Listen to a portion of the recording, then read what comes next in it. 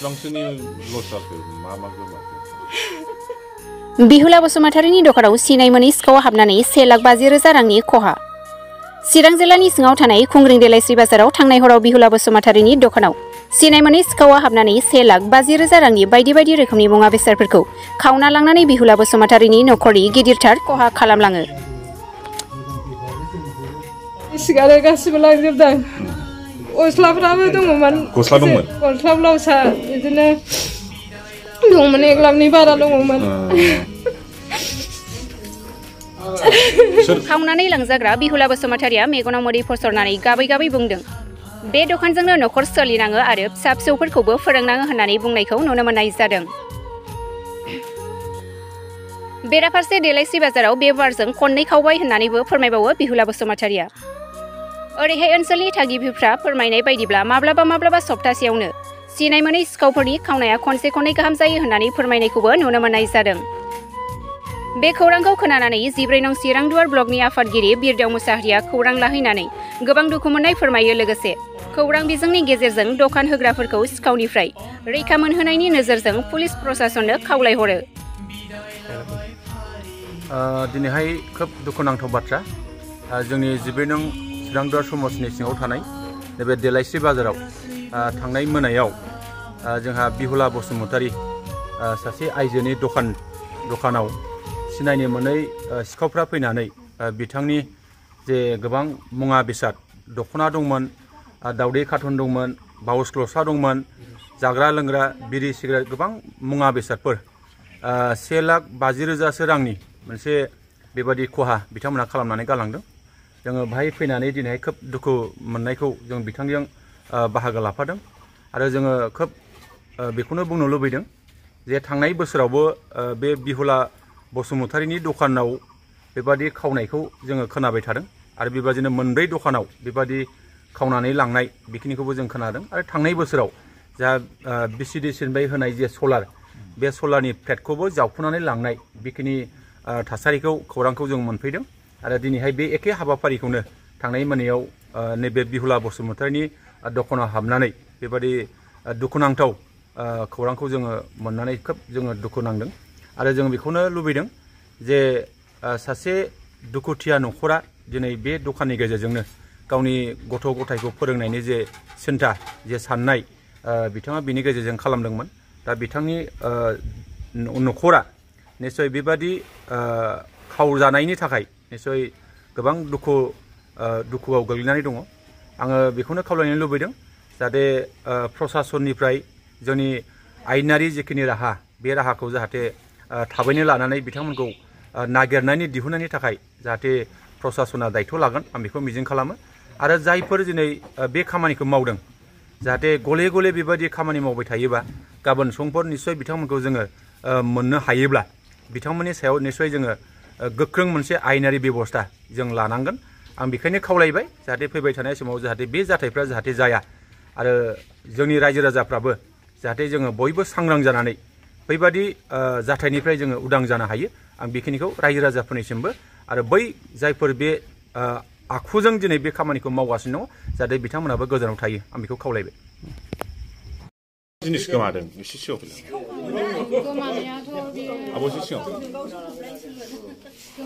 दावदै कार्टन मोनसे दङमोन, ओमफ्राय गस्ला ब्लाउस दङमोन।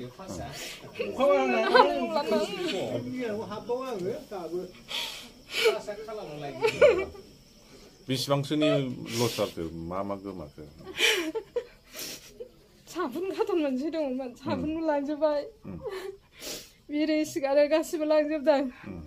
गस्लाफ्राबो दङमोन। गस्ला दंमोन? गस्ला ब्लाउसआ बिदिनो दंमोन 1 लाखनि बारा दङमोन।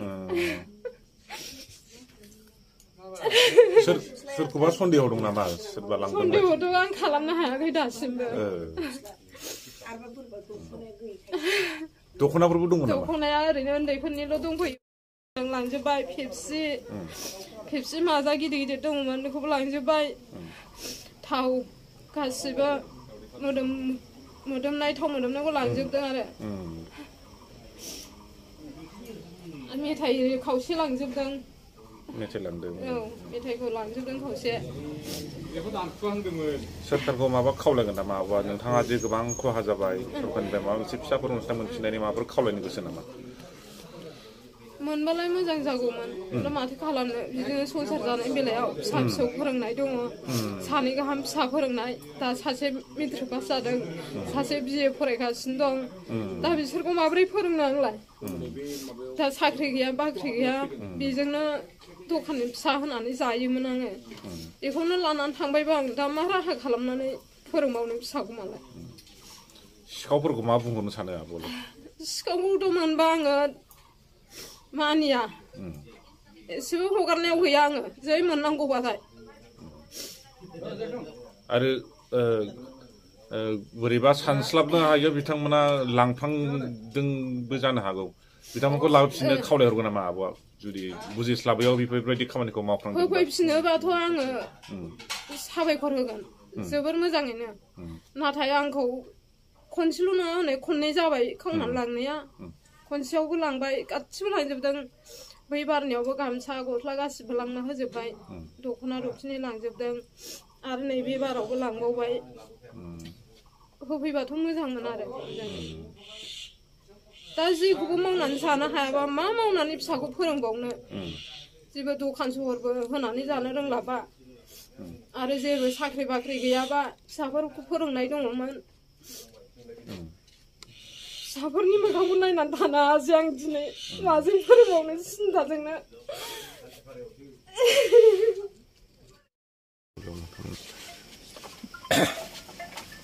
आं बुंनो साननायाथ' नंगौ जिनिसा सैथोयैनो आंबो दङ आंनाबो दङ दखान दङ आरो दिनै बे आदैनि दखानावल' नङा माने बोसोरफ्रामबो माने मासाव अन्तत' खनसे खननै खनसेफोर बिदि मोनफ्रोमबो दखानाव रावनिबो दखानाव माने हाबै गैला आरो दिनैहाय माने जों नैबे जिनिसखौबो नै आदैनिखौबो खालामनानै बेखौ खालामनो नागिरदों ना मादोंमोन सानो दखानखौ बेखौथ' खुलिनो हायाखिसै दाग दं दाबो माबायाव बे दरवाजायाव बे दाग दं एरखानानै बे गानाय दङ बेनिफ्राय बेखौ हायिनि थाखाय बाव माबाफोर ना बेखौ मावखांनानै बेखौबो मावनो नागिरखादोंमोन बेखौ जों हमनो हाला आरो दा जोङो दाउट खालामथावथावबो जोंहा सन्देह जानायाव जोंबो बुंनो हाया मावनायाबा सोर मावदों सोर मावाखै दा ओंखायनो आङो बुंनांगौ खुब दुखुनि बाथ्रा दिनै बे आदैनि नङा आंनावबो 6-7 जाबाय आरो नैबे दखानाव नैबे सोनाबथिंजाय देबेननि दङ बे देबेनावबो बेहाबो बोसोरबो 6-7 जाबाय बेबायदि रोखोमनि जोङो एसे खस्थ'यै जोङो भक्तभोगि जाबोबाय दखान होदोंबाबो जोंनो 1000 थाखानि माल नङाबाबो जों बेबायदि न'खर सालायनो थाखाय बिदिनो एफा एनै खरसा बासा जानो आन्था न'खर मेनटेन खालामनो आन्था बिदिनो गुहनो गाना खस्थ'यै जोङो दखान होना जादों दा बेवहाय दा बेखौ आङो इसोरनि सायाव बा आं बे कमिटिनि सायाव बा जोंनि रायजोनि सायाव जोङो मोजां गाज्रिखौ जोङो थालायनायनि बेबस्थाखौ जा डिउटि थालायनायनि बेबस्थाखौ आं खालामनो सानदों आरो बेखौ आं दिनैल' नङा बार आङो बोसोरफ्रामबो जेब्लाबो घटना जागाफा आं बुंगाफा बुंबाय थायो दा आं मालाय मा बुंबावनो जोंबो सोर मावदों सोर मावाखै बेखौ जों सिनाक्थ होनो हाला सन्देहजोंबो जों हमनो हाला दा बेखिनि आरो जायफ्रा बेबायदि खामानि मावदों बिथांमोनखौ माबायदि सोंखारिनो गोसो जायो नोंथांमोना सोंखारनाया बिथांमोना जे बिराद खहा खालामनानै गालांबाय दा बे जोंथ' बे खोथाखौ जोङो खस्थ'ल' जोङो माने गाव गावनो दुखु प्रकासल होनाय जायो जोङो रावखौबो बे होननानैबो जों हमनो हाया नालाय दा जोङो बिदिनो बे अबस्थायैनो जों दासिमबो जों रावखौबो जोङो सन्देहजों बा रावखौबो सोंखारियाखै दा जों बुंनोबो हाया आरो जोंबो दखान हिसाबै जायखि ग्राहक फैया जोङो मोजां बेबहारजों जों हरो जोङो गाज्रि बेबहारजों खालामफेरा सोरबा बिदिनो गामि बिथोरनि दखान बाखि बुखि लाङो बेखौबो जों सोंखारिया हरोबो जों हरा नङा मोनो दा जोंहा बेखिनि आरो बुंनाया दिनै नैबे खामानि मावनायाव बिराद सासे न'खरनि बिराद दाहा खालामहोबाय दा बेफोरबायदि खामानिखौ जाहाथे गुबुनफोराबो बिदि दाहा जानाङा बेनि थाखाय बै जायफ्रा गाज्रि खामानि मावदों बिसोरखौ मा बुंनो सानो